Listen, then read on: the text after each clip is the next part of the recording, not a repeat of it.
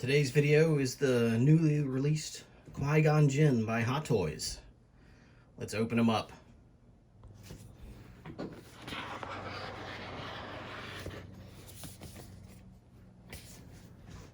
Alright, we've got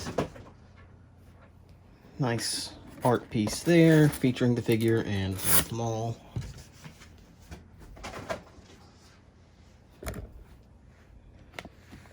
Let's see. Got his extra hands. The Hologram Emitter, holograms of Yoda, Obi-Wan, and the Naboo Starfighter. His grappling hook, and the Jedi Communicator. Of course, there's some extra pegs.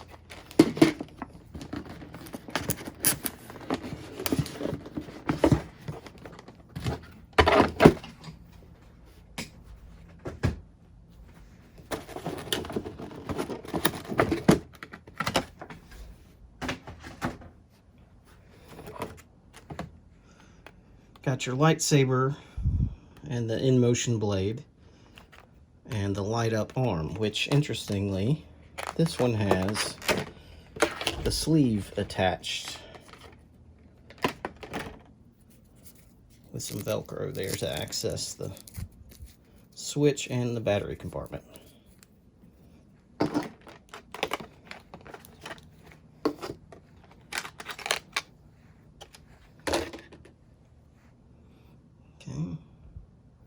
Now you've got a spot here where your clip will go for either when he's holding it or where it goes on the belt clip.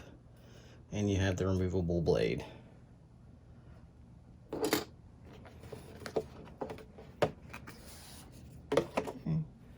is the poncho that he wears on Tatooine. Material is really nice.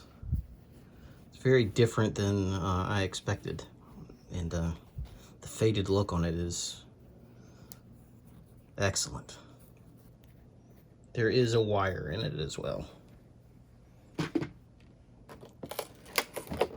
All right.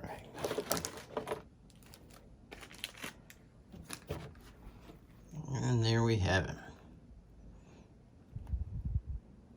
Okay, get them set up for you real quick and we'll take a closer look. Okay, so your little clips for the lightsaber are in this little packet. You've got one that's extended and one that is shorter.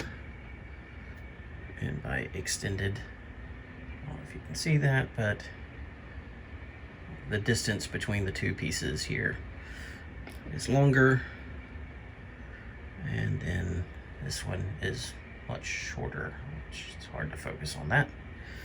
So if you want the saber to hang on his belt, you want the longer one, and it just sticks right in here like so, and then on his belt.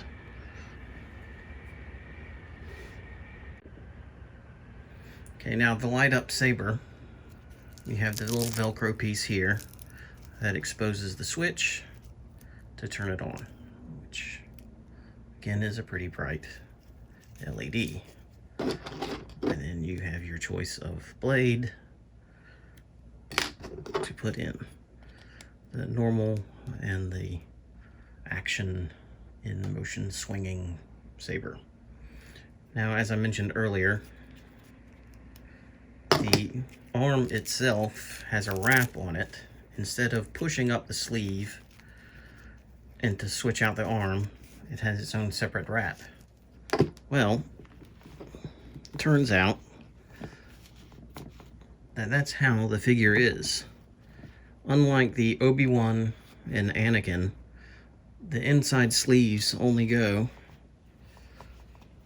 partially down the arm, and then there's a wrap on the forearm to finish it off. So this will make the switching out a lot easier. Okay, so this arm was a little tighter to remove the non-saber arm than most that I've encountered, but putting the saber arm in was much easier. So once you've got it on, you can just open the little Velcro here, and flip the switch. Yep, very bright. Alright, taking a look at the costume. You've got his brown Jedi robe and the tan tunics. The weathering on the tunics is really nice. It's hard to see, I think, under this lighting, but yeah, you've got some color variation from the edges to the center of the tabards and on the belt. The tabards themselves do have wires in them. The bottom of the tunic does not.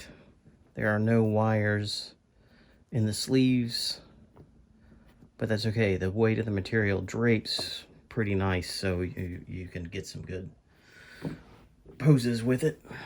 There is wire in the hood. Most of them have it.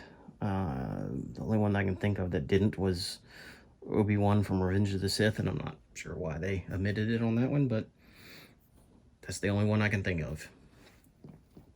He only had his hood up in one scene in the movie, so it's one where I'll have him like this more than anything else, if he's not wearing the poncho. Boots are, you know, a pleather with good mobility in the ankle, so you'll be able to get some dynamic poses. You know, with all Hot Toys figures, you're going to have the articulation that you expect and good range of motion. The likeness on it is fantastic. Definitely instantly recognizable as Liam Neeson. Much better than the prototype, I believe. Like, in hand, this is far better than I hoped for. And this is definitely one that I was really excited about getting, being a big fan of Liam Neeson and the Phantom Menace.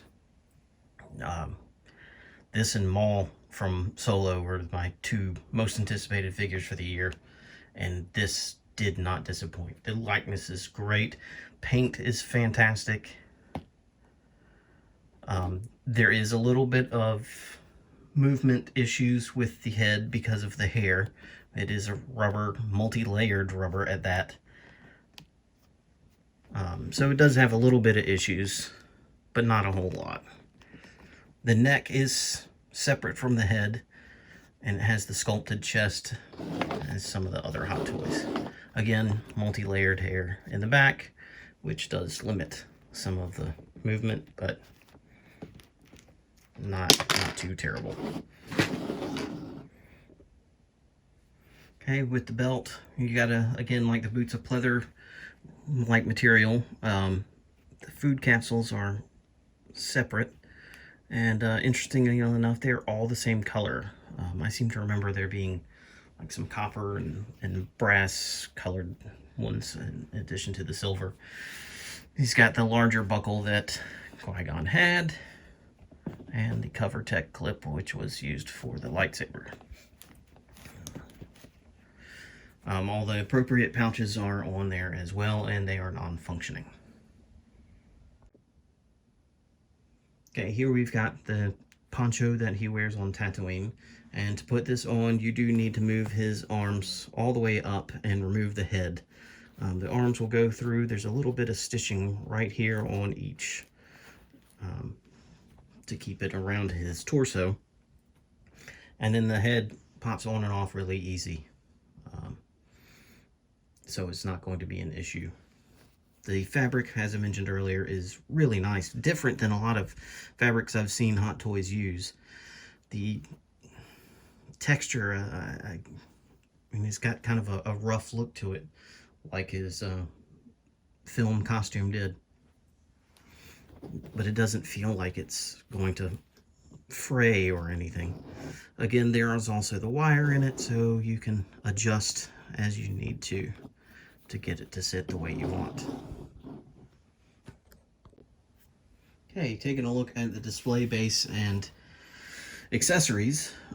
He has a themed base that is obviously the Naboo generator core, and I believe is going to match up with Darth Maul.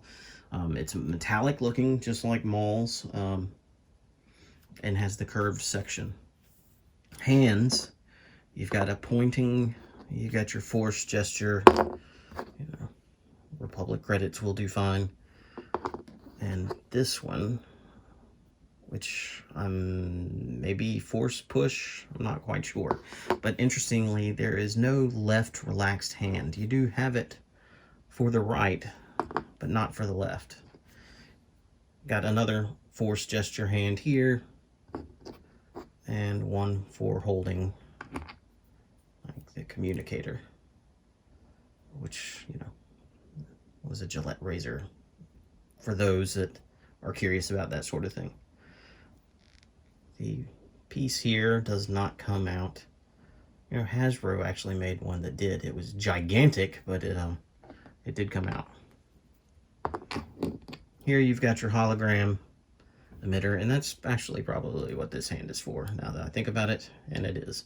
And I also incorrectly said that he came with a hologram of Obi-Wan, but it is actually Mace Windu. And it fits just like that.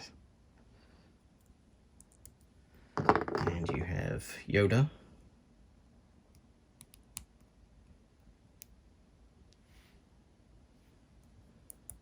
And the Queen's Royal Starship.